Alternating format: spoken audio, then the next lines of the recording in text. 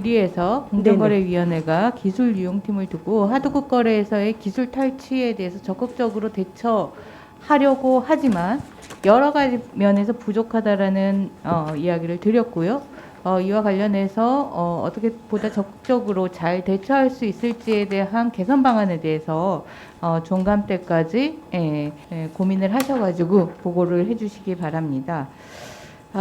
지금 오늘 이 플랫폼 규제와 관련된 필요성 우리 국감장에서 논의가 되고 있는데, 이 플랫폼 자체가 악이기 때문에 이런 필요성이 논의가 되는 것이 아니라 사회 기술의 변화로 사실 이 플랫폼 거래에 대한 비중은 2010년도에 비해서 6배 증가한 161조 원에 달하고, 그리고 소매 판매액 중에서도 33%에 달하는 그런 큰 비중을 차지해 가고 있는데, 이 플랫폼 거래에서 다양한 불공정 행위들이 나타나고 있기 때문에 필요성에 대한 논의가 오늘 이루어졌는데요.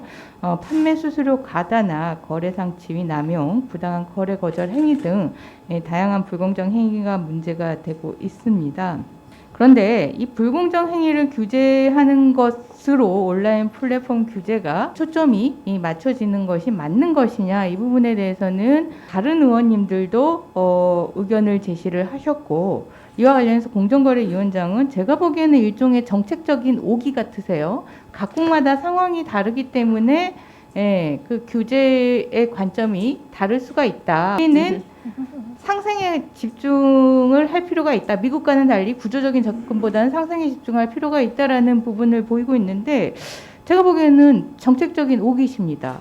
온라인 플랫폼 관련해가지고 디지털 시장 자체의 특성이 있습니다. 네트워크 효과나 전환 비용, 그리고 규모의 경제의 특성으로 진입 장벽과 시장 집중도가 높다라는 자체의 시장 특성이 있고요. 그렇기 때문에 자연스럽게 승자독식 구조가 만들어지면서 시장 지배력이 형성이 됩니다. 이 시장 지배력을 남용한 결과가 불공정한 거래입니다. 그래서 이 결과에만 포커싱을 맞추다 보면은 사전적인 그러한 조치를 하지 못하고 뒤처리만 하게 되는 그러한 결과인데요.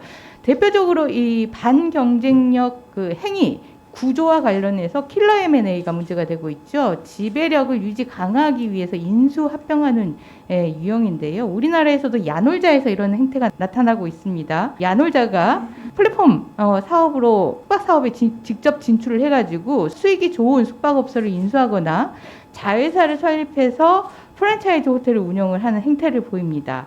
그리고 인테리어나 객실 관리 시스템까지 접수를 하면서 숙박 관련 사업을 수직 계열화하는 그러한 행태들을 보이고 있습니다. 또 하나의 반경쟁력 구조와 관련해서 자기 편익 행위가 있죠.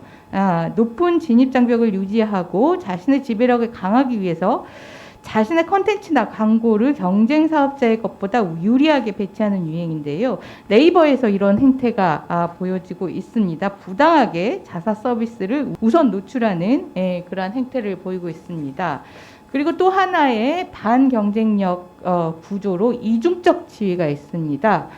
플랫폼 운영자이면서 동시에 직접 판매자라는 이중적 지위를 가지고 이중적 지위를 이용해서 입점 사업자들의 정보에 임의로 접근하는 그런 행태들을 보이고 있는데요. 쿠팡이 이런 행태들을 보이고 있습니다. 쿠팡이 직매입 또는 자체 브랜드화해서 판매하는 플랫폼 이용 사업자이면서 다른 입점 업체에 대해서는 플랫폼 운영 사업자의 이러한 이중적 지위를 가지고 있는데요. 이런 구조적인 행태에 대해서 접근하지 않고 이런 결과적인 그런 불공정 행위에 접근하다 보니 이 온라인 플랫폼 중개거래의 공정화에 관한 법률 정부안을 보더라도 보시면은 결과적인 부분에 대해서 금지 행위를 규정하고 이에 따라서 필요한 조치를 강구할 수 있도록 되어 있고, 구조적인 부분에 대해서는 이 법이 필요한 이 금지 유형 설정이나 대처 방안을 담고 있지 못합니다. 존경하는 유동수 의원님과 여러 의원님들이 말씀하셨다시피 시장의 특성 때문에 당연히 구조적인 부분에 접근을 하고, 그렇기 때문에 이 구조적인 부분에 대해서 미국에서는 킬러 M&A에 대해서는 경쟁 제한성을 추정을 해서 입증 책임을 전환하는 규정을 마련을 하고, 그리고 자기 편익 행위에 대해서는 금지 규정을 명시적으로 해서 구조적인 그런 접근을 하고 있는데, 왜 공정거래위원장님께서는 정책적인 그런 오기, 제가 보기에는 오기입니다.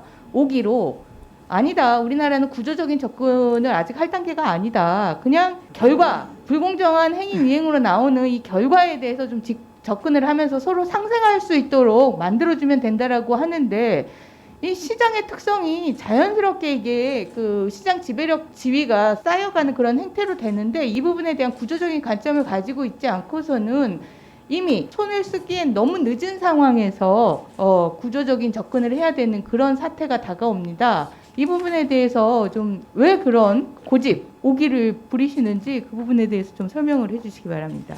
예, 저 오기로 보였다면은 참 안타깝습니다.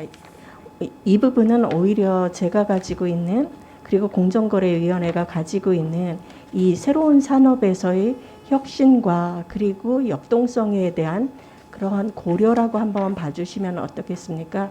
공정거래위원회는 지금 말씀하신 것처럼 우리 유동수 위원님, 그리고 권은희 위원님, 그리고 우리 홍성국 위원님, 여러분들께서 말씀하신 것처럼 플랫폼 사업자가 가지고 있는 여러 가지 특성상 독과점적인 지위를 빠르게 획득을 하고 거기에 따른 남용 행위를 할 수 있다라는 거는 이론상으로는 아니고, 그뿐만 아니라 실제 케이스로도 많이 알고 있습니다.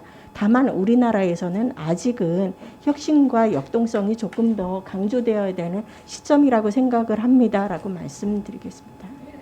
이 말씀하시는 혁신 있지 않습니까? 네네. 예, 이 시장 지배적인 구조가 갖춰지고 나면 혁신은 사라집니다. 시장 지배적 구조가 있는데 어떤 혁신이 있겠습니까? 혁신을 위해서라도 구조적 접근을 해서 시장 지배적인 지위가 구축되지 않도록 해야 되는 게, 그게 오히려 혁신을 위하는 길입니다. 그 부분에 대해서 다시 한번 검토를 해보시고 그 정책과 관련된 이야기는 계속적으로 좀 우리 상임위와 논의가 됐으면 좋겠습니다.